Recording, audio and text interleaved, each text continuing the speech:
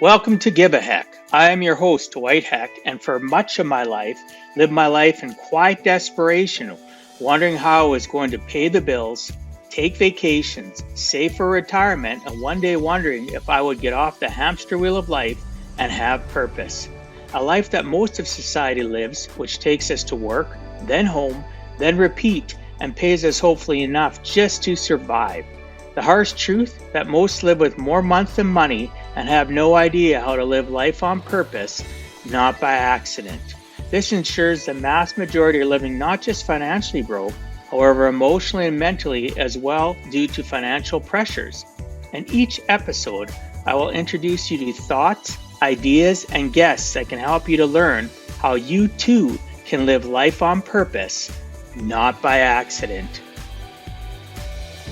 Good day and welcome to Give a Heck. On today's show, I welcome Rob Cook.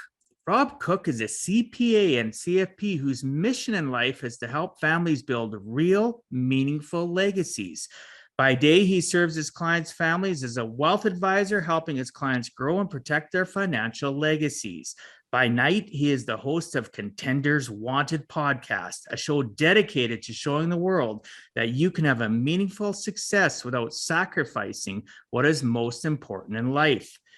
Contenders Wanted, Rob strives to help listeners go from contender to champion in their own lives, and by doing so, began creating their own meaningful legacies. Rob is above all a husband and father. He loves to compete in obstacle course races, volunteer at church, learn something new or interesting, and enjoy movie nights with his family.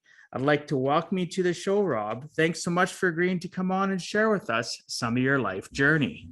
Well, thank you, Dwight. I appreciate the invitation. You're welcome. I'm looking forward to this. We've had a great conversation for the last 40 minutes prior to hitting record. I know this is going to be a fabulous episode, and I look forward to the nuggets of information that Rob's going to share with us. So, Rob, one of the things I focus on my podcast is a person's origin story, not just your background from like college forward. I want to know your origin story from the wee little Rob and your earliest recollections all the way to where you are today, because I guarantee there's things along the path and journey that directed you to where you are today from your childhood. So share with me from your childhood to adulthood to where you are currently, please.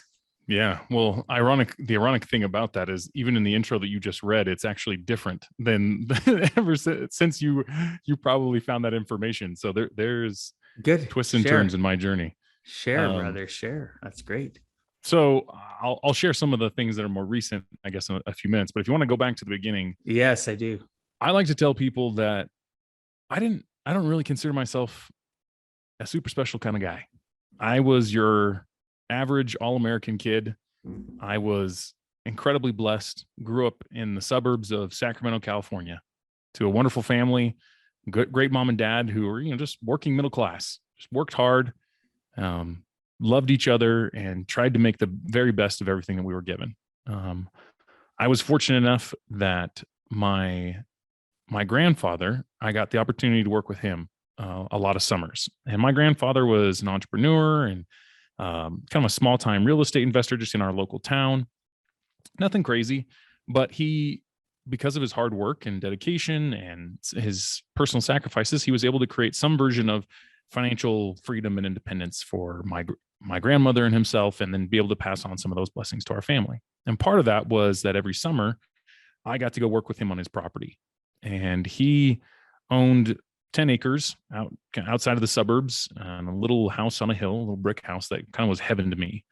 And every summer I'd go and I'd work with him, and we would mow pastures and we would fix fences and we'd do odd jobs around the house. And I mean, as a kid, I thought I was working hard, but I was probably only working a few hours a day. And we, of course, take a 2-hour lunch break and go get Carl's Jr. together. Western bacon cheeseburgers were my favorites.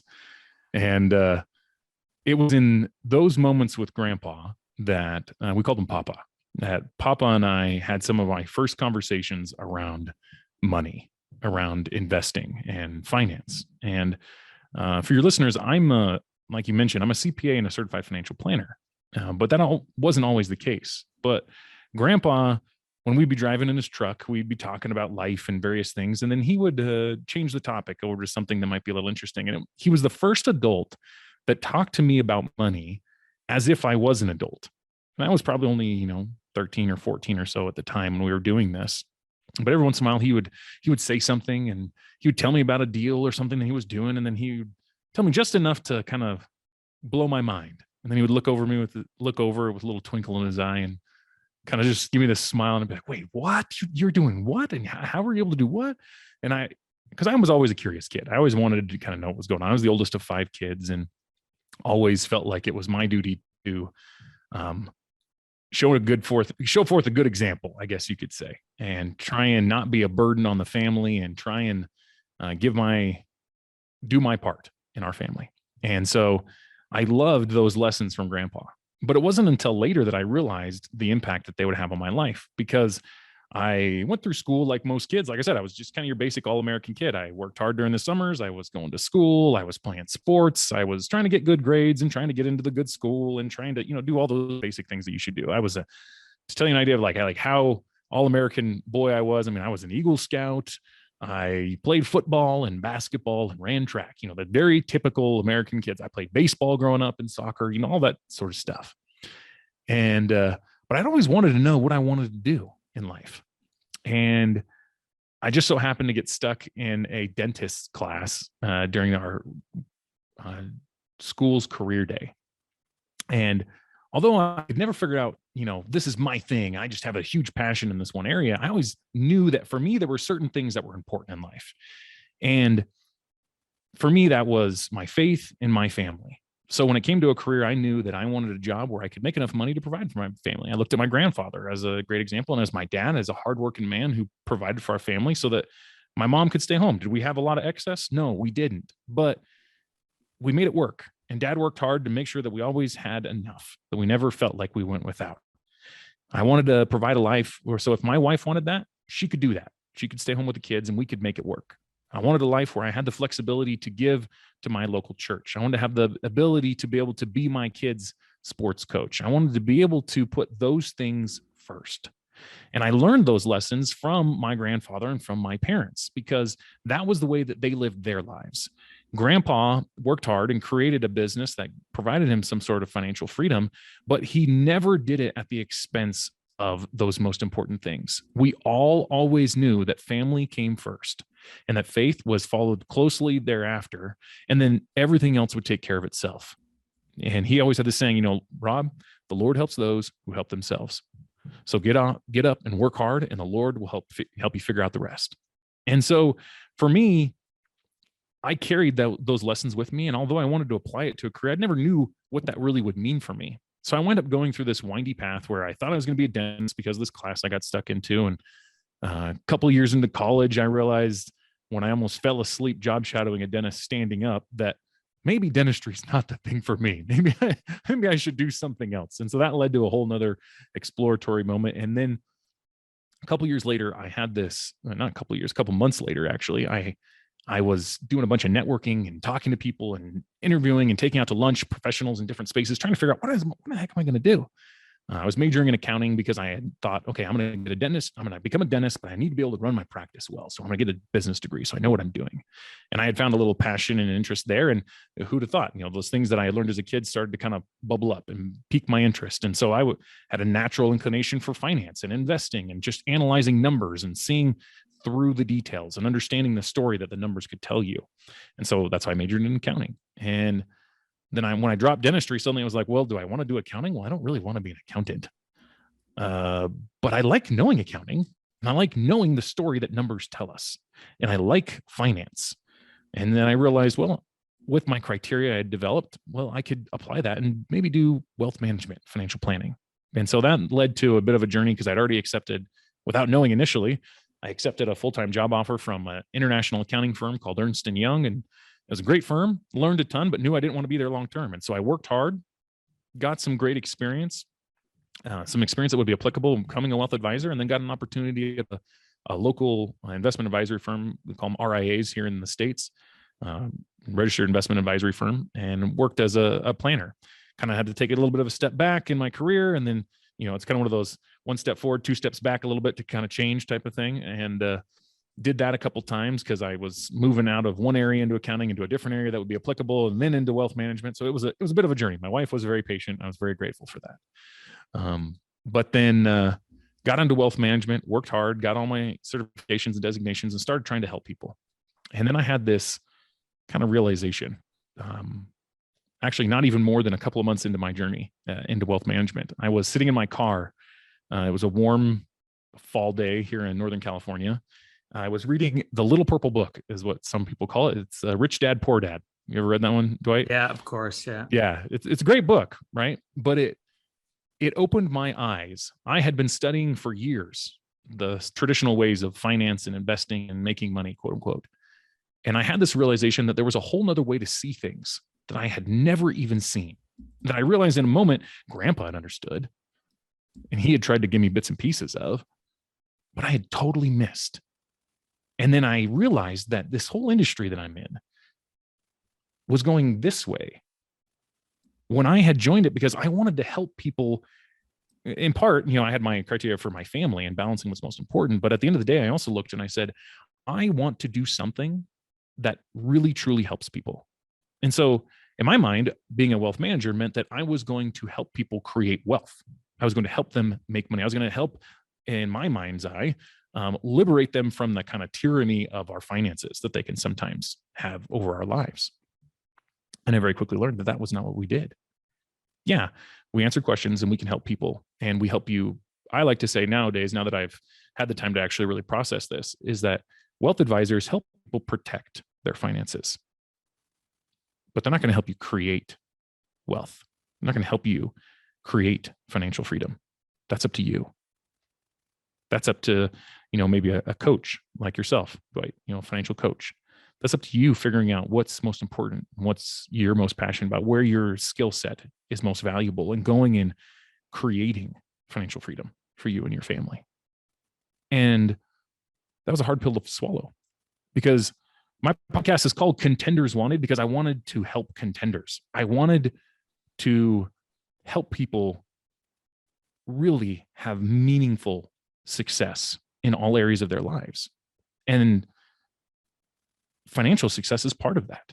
And I realized I was never going to be able to do that in my career, just because of the way the industry was currently structured, you could say. A lot of advisors are great people and they provide great advice and will help people out, but they're not going to help you really create wealth. That they basically say, hey, when you have enough, bring it to me and I'll make sure that it stays good. Well, they're transactional in nature. They're not a lot of times that as well. Yeah. Right. And it's no offense to them. I am in this industry 20 years. Our industry in North America, around the world, in finance is in many ways broken, because as you mentioned, you're not helping them create wealth. You're helping them attain a place in their life where they can save and become wealthy. But what about all the things prior to them having money? If that's broken, money's not going to fix nothing. It's not going to help them be happy. Exactly. And they're going to spend, like, I have wealthy clients that are literally at a higher level of broke, right? They just, they are at a higher level. Exactly. Of broke. Higher level of broke. I like that. That's a great way to put it. Well, yeah, they've never been trained to understand money and to appreciate the fact that it is a tool, and then apply it accordingly in your life to the goals that you want to achieve. Mm-hmm. And if you don't segment the goals and what's your importance, see, for me, when I plan with people, I focus on 3 core values: faith, family, work. Because you mentioned leaving money, to being able to give money to your church. I'm a faith-bearing Christian, so my life is about my faith, my family, and work. So I appreciate what you said too, not to cut off your flow, but no, you're good. Go for it. Just to interject that, your grandpa, never sacrificing family, and your parents too. That's amazing. And that gives me the warm and fuzzies, because that's the way I am. Right. Yeah. My dad, though, wasn't that way. My dad was a workaholic, but my dad, very wealthy entrepreneur, but my dad was also one of 18 kids. So he had a scarcity mindset. And how many people today, how many of you listening have a scarcity mindset? You're always wondering, so you're working too much, right? Because I have people that are very wealthy that listen to my show. They're working way too much and they're forgetting the journey of life. They're always on to their next target of what they're trying to achieve, and they're not even enjoying the journey to get to that target.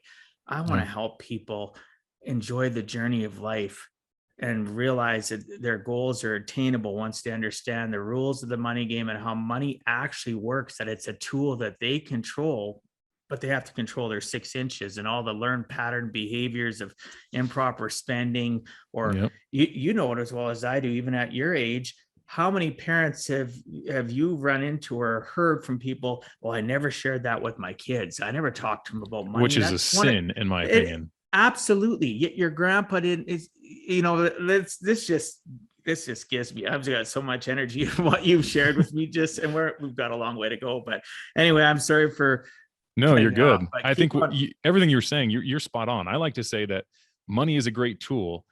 It's a wonderful slave and a terrible master. And if you don't learn to use your money well, it will be a terrible master to you. And it will just hang over you your whole life. Yeah, you'll wake up one day going, geez, I've never heard even people, some of my older clients that are now passed away that were, because I've been doing this 20 years, that have been passed away for quite a while.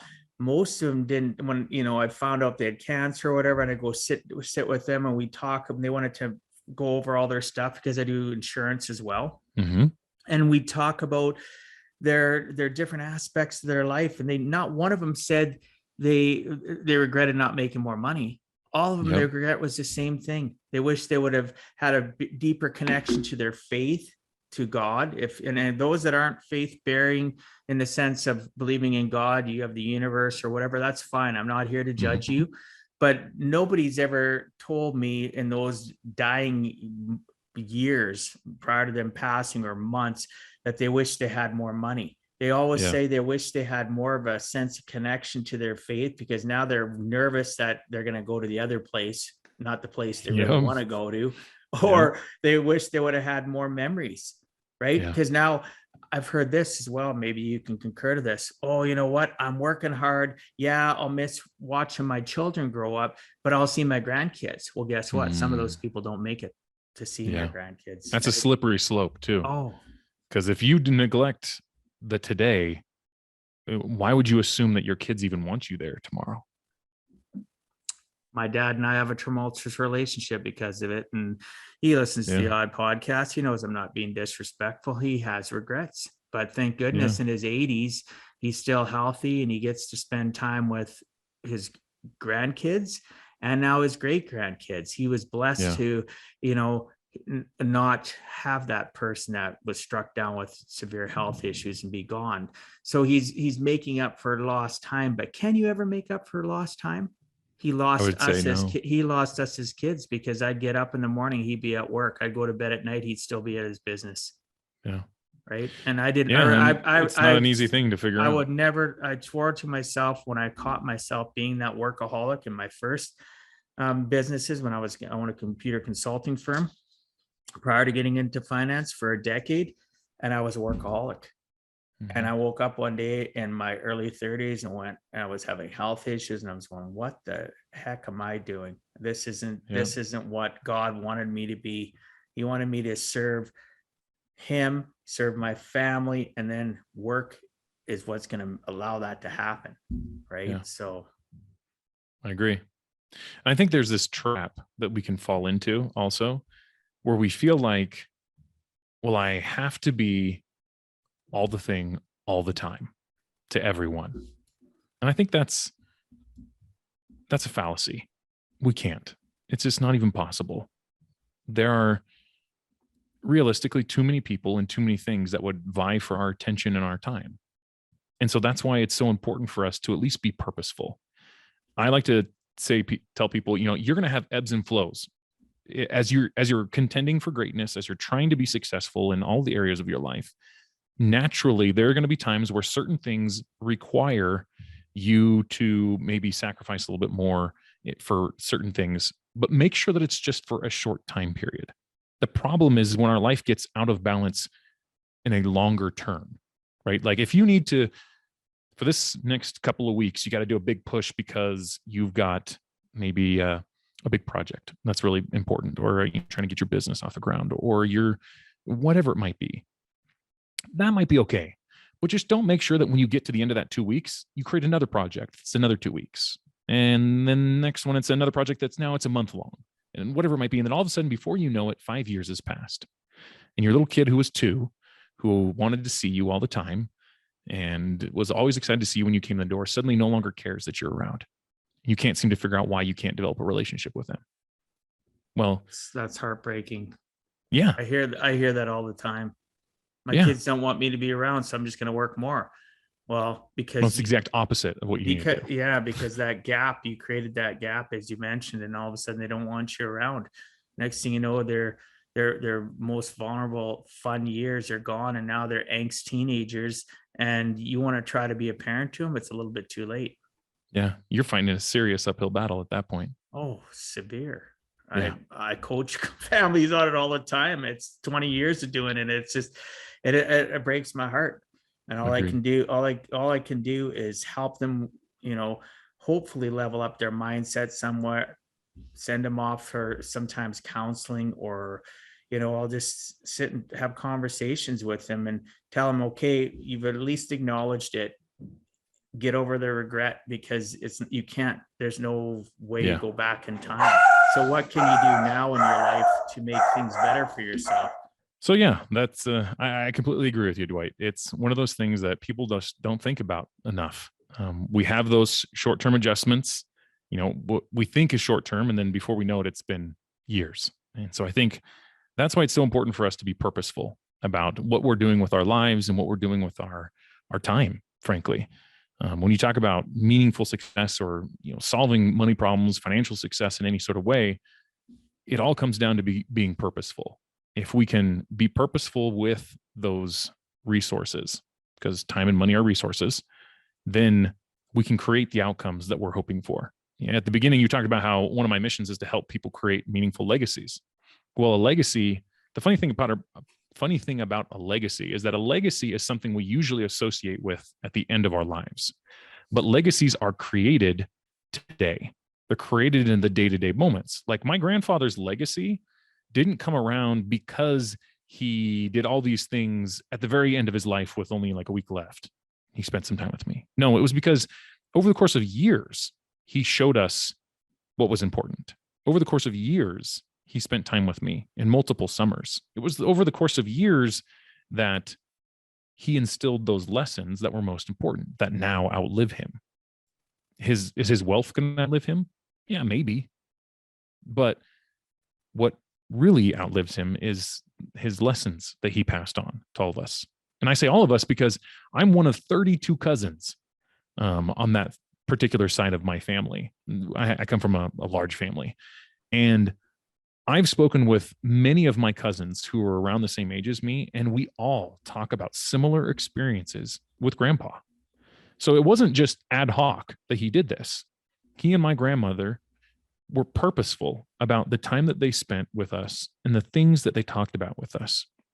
Now, some of it, of course, was just kind of in the moment and off the cuff, but they knew what was most important, and then therefore they put those things first. And I think the only time our lives get out of whack is when we forget what is most important and we let it get out of whack for too long. Oh, absolutely. I completely concur. And I have questions here about legacies, because that is one of the things I talk about with people all the time. And our living legacy is something that's in play right now. And your grandpa did that by spending time with you, and, the 32 cousins, and, like you said, you all have similar stories. It's so important to live in the moment.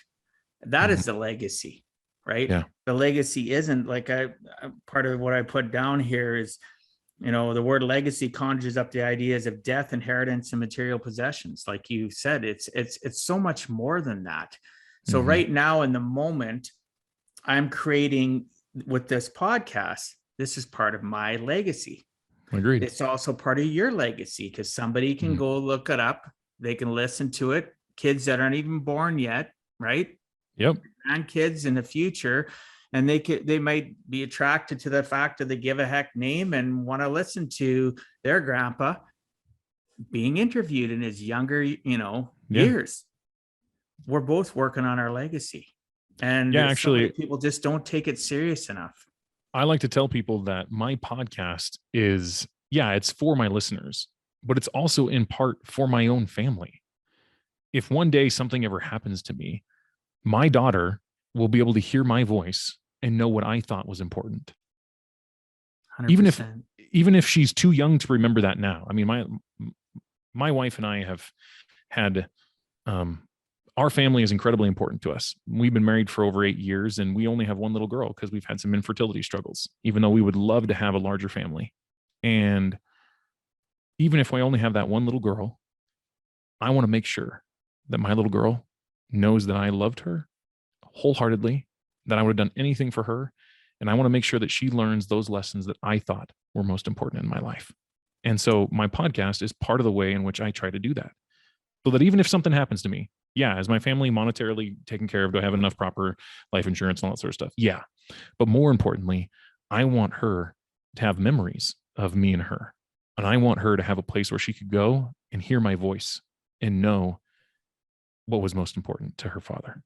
Oh, and that's awesome, because right now, you just saying that, this again, legacy, she has the ability to hear how much you care for her, and that the price of success isn't worth the price of watching her not grow up, or being, setting a good example. That's part of our legacy.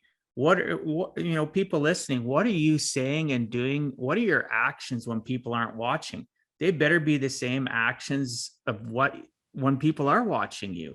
Mm-hmm. Don't live a life that's a facade. And if you are, it's never too late to give a heck and change your life and live a life on purpose. It isn't just about, that's why my book isn't just about, it's only one chapter really there's a chapter on budgeting. The rest of it's all about just life and the trials and tribulations. Mm-hmm. And that if you don't give up and you constantly, push past the struggle, you can achieve success. And success isn't totally tied to finances, and talk about it, with the money and stuff. And, one of the things, as a side note, you talked about 32 cousins. On my one side of my dad's side of the family, my dad's one of 18 kids. I got 63 cousins on the one side of the family. On my mom's side, she's one of 9, and I have there's 40 some cousins. So I have cousins. You get me. It. Yes, I totally get it. I had special moments with my grandpa too. He didn't really teach me about life in the sense of communication. His was through actions, his kindness. Mm-hmm. I was a sickly kid. I had severe asthma back in the 70s and into the 80s. There wasn't inhalers yet, right? Rescue inhalers. And so all the other kids and cousins would go play, and my grandpa would he had big hands. He'd grab onto my hands, and we'd go for walks, and we'd talk. He talked about gardening. He talked about enjoying life. And it was just, so he left an indelible memory with me with his laughter and his sense of humor. And so I get it, what you're saying. People listening, right? Understand that legacy is you're creating a legacy right now. So if you're somebody that every single night your children see you sitting on the couch, and all you do is complain about how broke you are, or complain about, look at what such and such in the family has, or look at what my boss has accomplished, that SOB or whatever, if all you're doing is being negative, that's the legacy role that you're playing in your children's lives. And if you're a grandparent and you're still that same way, your kids, if they don't talk to you a lot, I hear that from my own clients. I don't hear from my kids often. And when I sit with these older people, I can see why. Yeah. Right. Sadly. Yeah. I know exactly what you mean. And it's sad. So, I basically was, it led into this, which is great. Right. Like I said, I put in here, this is my rating. I said, I personally believe legacy is all about life and living and caring about our world and the people in it during our lifetime. When we are alive, we have a unique opportunity to draw a meaning and leave an indelible impression by helping others in some way that is meaningful. Mm-hmm. And that's what you're doing by wanting to ensure for your daughter. And by doing your podcast and wanting to ensure that you touch people in different ways so that you give them hope. Yeah. Today, we have so many people that don't realize our legacy of people are watching us. So like I said, who are you when you're not being watched? Who are you when you are being watched? Hopefully they're kind of in alignment. Because hopefully they're almost totally in alignment. Exactly. But most people, they're not. And people are watching. Yeah. Even the person at the corner store, when you go in, my kids growing up, Rob they'd ask me questions like, Dad, you said to that person, hey, that's, I really liked what you're wearing. If it was a woman or a guy, or, hey, nice tie, paying them a compliment. or, you got an amazing smile. And my kids, when we leave, when they were younger, used to say, Dad, why do you do that?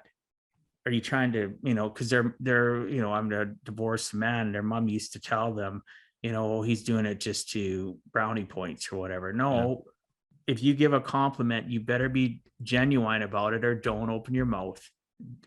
Be sincere. So, if I compliment you, or I say, oh, that's great work, it's not because you're my daughter, you're my son, or it's because I think I can get something from that store owner. It's because I genuinely mean it. It's heartfelt. Yeah. So live a life of being kind and heartfelt, and you're going to live a good life. You're going to be blessed. If you're always serving other people by letting them know that somebody cares about them, you might be the only person in their day that's ever told them, hey, you got a nice smile.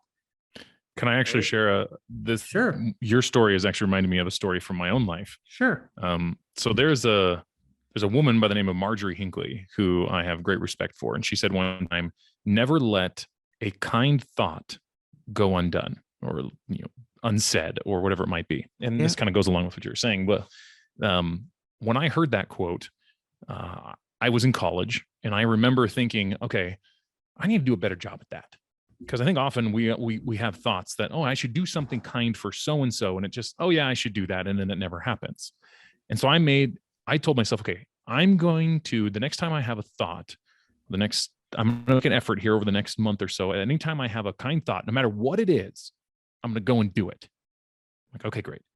Well, it was as if God was like, all right, I'm going to test you. Because the next day, I remember I was coming out of the building at school. And I went to school here in Utah, ironically, where I just recently moved back to. And, we can have some cold, wet, snowy kind of winters here. Well, it was one of those weird spring days where it had snowed fairly recently. So there was a little bit of snow on the ground, but it was mostly slush, but it was kind of warming up, right? And things were kind of melting. And I'm come walking across the quad, and I look over to my left, and I see a guy in a wheelchair. And I mean, I was the kind of, I'm just always looking around as I'm walking through the quad. And I looked over and I saw him, and I looked away, and the very next thought that popped in my head was, go help him. I didn't know this guy from Adam. I had no idea who he was. And I remember the very next thought that went to my head was, that would be so awkward. I'm this random dude. He might not even need my help. I'm just, okay, fine. I said I would. I'm going to. So I walked over there. And as I'm walking over there, I remember saying a little silent prayer like, okay, God, if you want me to help this guy, help me figure out a way to make this not so awkward when I go up and talk to him and offer my help. And I remember walking to him, and I almost walked past him because I felt so uncomfortable at this idea of helping this random person. And because I didn't want him to make him feel like I was patronizing him, or whatever, the excuses that were going through my head at the time. And so finally I kind of glanced back, and his wheel had gotten stuck over a little rut or something. And I'm a big guy. I'm 6'5", 235. I played sports through college and stuff. And so I'm a big, strong guy. And, so I turned back and looked at him and I said, hey, having some troubles? You need a push? What direction are you headed? He's like, oh my gosh, that would be great. I'm actually heading towards, and he named a building where I was actually headed towards. I was like, oh, well, that's exactly where I'm headed. Here, let me give you a hand. So I came behind him and I pushed him along, and we had a nice little conversation. And my college campus had a lot of hills, and he was telling me about how he had just come up one of these really big hills, and his arms were dying, and he just needed a break. And I had, pushed him across, because it was the opposite side of campus. I pushed him across campus and got him to where he needed to be. And then I went my way in the building, and he went his way. And he thanked me profusely for that. And I have never forgotten that. I didn't do anything crazy. I just pushed him, maybe half a mile. But what energy do you feel just by sharing that story? My energy levels, like I feel the warm and fuzzies, and I can see the listeners, you're not seeing this, people watching it, the joy in your face as you were sharing that story. Yeah. The accomplishment you felt. I learned for myself in that moment that I should never let a good thought go undone. Absolutely. That's awesome. Because you never know the benefit that you can have. The life you're touching. Yeah, exactly. You never know, right? And my wife used to joke, because I met my wife a couple of years later, that I just knew so many freaking people around campus because I started to just do this all the time. I just go up and talk to people. I go and do things, and in part that's because my mom, a good example, she always used to talk to people and help people. But it was in that moment I learned for myself, and I made it a part of me to just do good. You never know the impact of a single moment can have on someone's life, or even on your own. That person may have totally forgotten about that day because I was just some random person that pushed them across, but I personally will never forget it. And it has changed the way that I interact with people from that day forward forever. That's awesome, because that story, the truth of that story is it created a portion of your identity that you still have today. It's become part of your indelible and identity, part of me that'll never change. And I'd be shocked if that person doesn't remember that story themselves, or part of me shares that story about that kind person that helped me out. Right. Because that maybe they won't, but in my experience, people when they have such little kindness that happens in their life, that when it does happen, it resonates with them forever. Yeah. Right. And it sticks with them. Doesn't know, might not remember what you look like, doesn't remember, maybe you shared each other's names, but it doesn't matter. Yeah. That's what God put us on this planet for, to serve his children. Yeah. And by serving his children, we get served too. Yeah. Right. No, I agree. It comes back to us tenfold. Right. Because like the old story of the person that's gonna, floods come and gets sent a boat, gets sent a helicopter, and turns it all down, goes up to God. Oh, and God will save me eventually. Yeah. Well, what do you want me to do? God tells him, I sent you this, I sent you that, and you still, you chose not to do it. So the listeners, you've heard me talk about that before. Always be cognizant of your surroundings. Right. Yeah. If you're faith bearing and you believe in God and you're praying and you want help, God doesn't directly interfere. He sends his children to help you. And sometimes you're so, oblivious to it that you miss the signs of that help being there for you. Yeah. Right. So open your eyes and be, I've even watched people be kind, or I've been kind to other people, and they're snarky at you. Yeah. I have had that before too. So sometimes people, if you're one of those people that have been snarky to somebody being kind, there is genuine people out there that are just trying to be kind. Yeah. Right. Accept it. It's a great feeling. So, can I add one thought real quick that kind of came to mind? Go so part of my story that I don't know if I've ever shared on any podcast is that as a kid, I told you I'm 6'5", 235. I'm a big guy, but I did not grow into my body elegantly. I was a gangly, goofy kid with big zits and funky teeth until I had my braces, and then I had them for too long, and I tripped over my feet all the time. And I remember being that kid that just wanted someone to like him. And when I got into high school, I started to kind of grow into my body, and life changed 180 degrees in a lot of ways for me. But you talk about this idea that some people just genuinely want to be kind, just want to be nice. Well, yeah, I didn't learn that lesson of just following those promptings until I was in college, but I learned the lesson when I was a kid of how much it might mean to someone to just be kind to them. Because I was the kid that no one cared about or looked at, and who just wanted someone to be their friend. And so when I got on the other side of that, and my life changed 180 degrees, not suddenly, it was over the course of some time, but when it changed, I never wanted to be that person who made someone feel that way. And so, like, for example, when I graduated from high school, I had a friend's little sister tell me that he told me, man, my sister just loves you. I'm like, all right, whatever. Why? He's like, well, not in a weird way, dude. Don't worry about it. This is what happened. And he tells me this story about how I was walking down the hall. It's probably my senior year. And once again, I was the All-American kid. So I was, I was the football captain and all that sort of stuff. And I'm not trying to look at me, I'm so great, but just you're putting things into context. Yeah. So I was that guy, right? Now I'm walking down the hallway, and come to find out, someone had kind of like hit her shoulder or something, and all these books fell and hit the ground. What did I do? I just knelt down. I helped her pick up the books, smiled at her, told her have a good day, and then just kept walking on. I didn't even think about it. But to me, I had been that kid that had been hit all the time in the past. I had been the kid that was just bad day. And so that was just what you did for people, is you just helped them out because they could just use a pick me up. And he told me that meant, I couldn't name a single other interaction I ever had with his sister because we weren't that tight, he and I, but he said that she loved me because of that. She just thought I was this coolest guy. And all I did was help her pick up her books. I was just kind. And so when we talk about legacy, we talk about living in the moment. Sometimes it's easier to do when you've been on the other side, when you've been the one that was kind of spit on in your social circles, that got your books knocked down a lot. It's easier.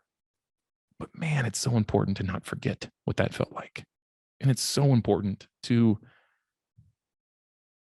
lead with love, might be a good way to describe it. Lead with compassion, lead with, when you look back on your life, lead with those things that you'll be grateful for that you led with it. Lead in your life with those things that when you look back on, you'll have pride in yourself for having done those things. So that when you get to the end, you're not full of regrets and wishing you had spent more time with your family or more time on your faith or whatever it might be, or your health or whatever it is. Life is lived in the moment and enjoy the journey. Yeah, enjoy the journey. Be that person that you wish other people would have been to you when you were younger. And even adults. Sometimes I talk to people that have had great childhoods, but their adulthood sucks. They have a huge suck factor. And they'll tell me about stories about how they're treated by their boss, or they were treated this way. And they had a princess or a prince lifestyle when they were younger, but their adulthood sucks. And they become a bully, or they become somebody that's angry and bitter all the time. And I'll say to them, well, have you ever thought that maybe you should pivot the way you think and kill them with kindness? Is a phrase that is so true, though. Sometimes if you're just extremely 100%. Kind and, you let them be angry at you. I've seen people that have done this, and they've told me, because I've done it, been extremely kind to somebody that was always rude or always angry at me. All of a sudden it took time and I had to swallow a lot, but they started changing. Now all of a sudden they'd see me and they're smiling, or now they're acknowledging me in a different light, because they had been bullied by whoever, or nobody was kind to them, right? They experienced a total different aspect of life from their childhood. And somebody had to tell them, hey, time for a reset, time for you to pivot in a way that you're treating others if you want to be treated correctly yourself. Yeah. So the person that's making you feel miserable and you're passing that miserable attitude along, maybe if you just try it for a while, I'll tell people, just try it for a short period of time. Yeah. Just be super kind, just smile, right? And when they're angry, instead of try to control your body language, because they're picking up on that. They're hoping that they can poke you and they get a rise out of you because they're feeling miserable. And by you giving them the rise that they're looking for, it's feeding them. Yeah. And it's making them not feel so bad about their circumstances. Somewhere along the line, we have to break the chain. Don't you agree? Agreed. 100%. And I think to your point, it requires us to change the way we think about so many things. Perhaps I might share one way in which I've tried to help myself do that, that I found to be really valuable. For me, I have found that taking the time to express gratitude has completely changed the way that I perceive so many things.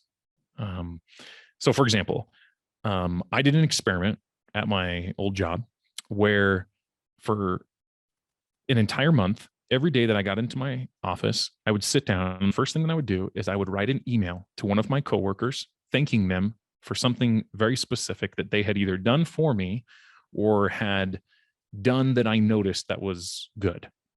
And in my old job, I was just kind of like someone just in the middle of the pack. I wasn't like a leader in any way. So it wasn't like I was, trying to do this for company morale or anything. This was purely a personal experiment. I did it for 30 straight days. And I can tell you, there was an incredible shift in both my perception of the people in my own workplace and their perception of me. In fact, so much so that when I eventually left that company, there was this particular group that I felt like was so unappreciated all the time at our job that I made an extra effort to say thank you to. They bought me a going away gift and a going away card because they were going to miss me so much. And I was just this like random, extra side person. But that was purely as a byproduct of me just expressing gratitude. And I've since tried to continue that by every day sitting down and writing 5 specific things at the end of a day, 5 specific things that I was grateful for that happened that day, no matter how small, no matter how big. But I was going to write down 5 specific, not just kind of generalities. Oh, I'm grateful that I have good health. Well, okay, maybe on a particular day, there's a particular reason why, but not just generalities, but specifically. Like, for example, I could say today, I am so grateful that my wife came down and caught me in the middle of the day when I was between meetings and pulled me to Costco, where so she and I could spend some time together to just walk around Costco together, just she and I, and enjoy some of the sunshine. And because I'd been working in our basement here. Like that could be one of my 5 for today. But I can tell you, and I can tell your listeners that if you want to change the way that you think about your situation around you, start purposely being grateful for it. And you'll be amazed at how quickly your attitude shifts. Oh, goodness gracious. I completely agree. I've suffered from bouts of depression and anxiety throughout my life. And when I learned to have more gratitude and be grateful in the morning, I don't even get out of bed without having done a gratitude exercise, being grateful. I pray a little bit, and then I'm grateful for the fact of something as simple as swinging my feet my legs out of the bed and being able to plant my feet and being able to walk and have arms to brush my teeth or to groom myself or to have a roof over my head or to open the fridge and have food in it. And people go, well, that's kind of, that's just, but you're taking it for granted. I don't. I chose not to take it for granted. And every single day, I'm grateful for the fact that when I wake up, I'll say, thank you, God, for allowing me to wake up today. I say something very simplistic, thank you for allowing me to have another shot to be the best version of myself so that I can serve others. Thank you. Mm-hmm. And my energy level is different. A couple of times I wake up the odd time and I'm rushing, and I honestly don't do that. I feel it later on in the day, and I'm thinking to myself, why am I off? Oh my gosh, I forgot to welcome God into my day. I forgot to thank him for allowing me to be alive. Right. And listeners, you may think it's corny, but it works. Being grateful and having gratitude for having abundance. And, there's so many, even if you're listening to this. And even if you don't think you have abundance, I guarantee you there's an area of your life where you do. You just haven't seen it yet. Yeah, you don't have as to borrow a scriptural phrase, we don't yet have eyes to see and ears to hear. Right. Right. Absolutely. And, if you're listening to this podcast on your phone or on your stereo in your vehicle, or you're watching this on YouTube, you should be grateful you have technology to do that. There's so many people that can't even have something like that. Just a little bit of gratitude for the fact that the thing that you take for granted in your smart device, so many people can't even justify having. Right. But again, gratitude and being grateful is so important for a healthy life. Even in your darkest times, back to the finance portion of it. If you're somebody you're listening to this, and you're living with more month than money, but yet you still have a roof over your head and you still have food in the fridge, you can still be grateful. You just need to understand and get your numbers under control. But you still can have gratitude, and be grateful for what you have, right? And it can help. right? Agreed. Just those little things can help you get past that hamster wheel thing that you're stuck on. And there's people such as Rob and myself that can help you get your financial house in order. You just got to be one of the willing, right? Agreed. But to get to that point of being somebody that's in the willing, gratefulness and gratitude can sure help. Agreed. You don't want to go the route of having to hit rock bottom before you decide to get help. That's not a good route to go. No, it's go with not. the gratitude route. Yes, Trust me. absolutely. Wake up and have gratitude. And I go to bed at night, like you do the 5 things, but I go to bed at night and I'm laying there and I'll say my prayers. And then when I'm done saying prayers, I'll think about all the different things that have happened in my day. And I've programmed myself over the last decade that I never have a bad day anymore. And people say, well, that's impossible. No, it's not. Tell me what happened that had why your day's bad. And they'll tell me this one instant, maybe 2 instances. And I'll say, well, was there anything good that happened? Well, this happened and that happened and this happened.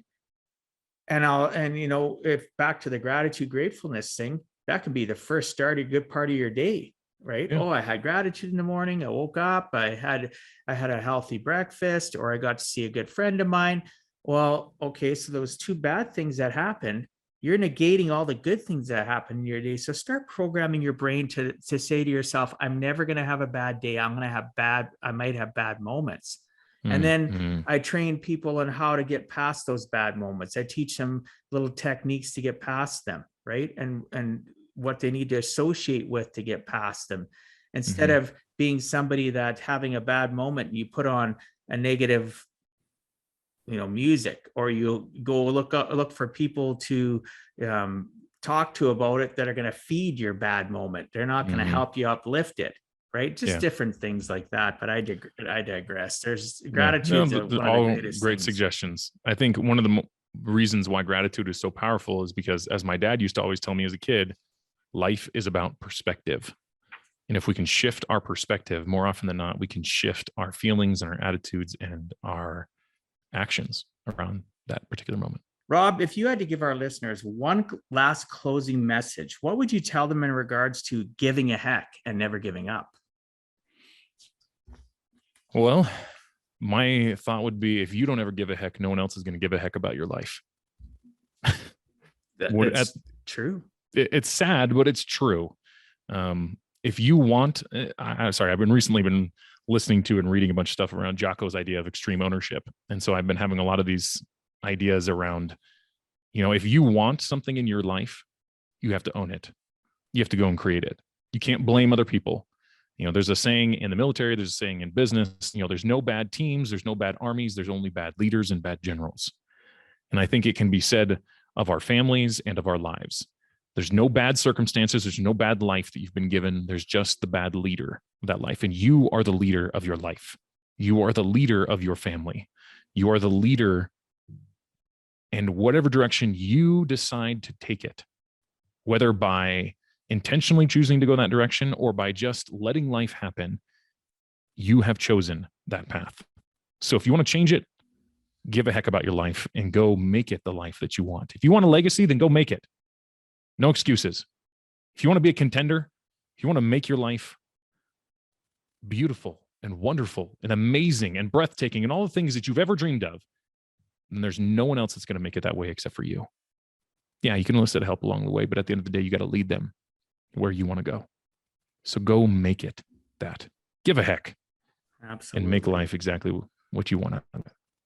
That's a great message. And you're so correct. You have to be willing to accept the fact that you need help and go seek it out. But even when you seek out help and they give you advice, you got to be willing to take action. To own it. Right? To own it. Absolutely. Until your belief is strong enough where you can have momentum. And then the last thing that I'll say, consistency. You can't just poke at it once a week or twice a week. You need to work on it from the moment you get up to the moment you close your eyes. Appreciate, have gratitude, and do the little things, and don't let life slow you down so much that you forget how to dust yourself off. Tomorrow is another day. Right? Don't live in a valley of despair. It's not a great place to live. So our time is almost up. I want to respect our listeners and your time. However, before we end, can you please tell the listeners what's the best way to reach you? Well, I'm purposely sometimes a little difficult to get a hold of. Once again, keeping that proper balance, right? So I'm actually only on one social media platform. I'm only on LinkedIn. Technically, you can find it on Facebook, but I don't do anything there. It's just so that it's there, has a little shop. So if you want to find me, you can come on LinkedIn, or honestly, you can email me directly at rob@contenderswanted.com. I love talking and interacting with people. I'll always respond to the emails. I can't promise it'll be right away, but I promise I'll respond. So rob@contenderswanted.com. I'll make sure all this goes into the show notes, which listeners you can find at giveaheck.com. Hit the podcast portal. You'll see Rob's face there, and you can check the show notes out, and we'll have his email address and his LinkedIn link so you can easily access him. So thanks so much for being on Give a Heck, Rob. I appreciate your time and sharing some of your experiences so that others too can learn it is never too late to give a heck.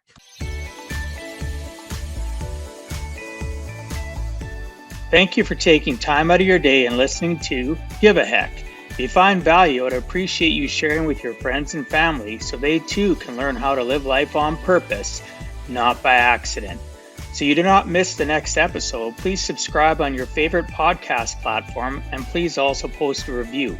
I look forward to reading your comments.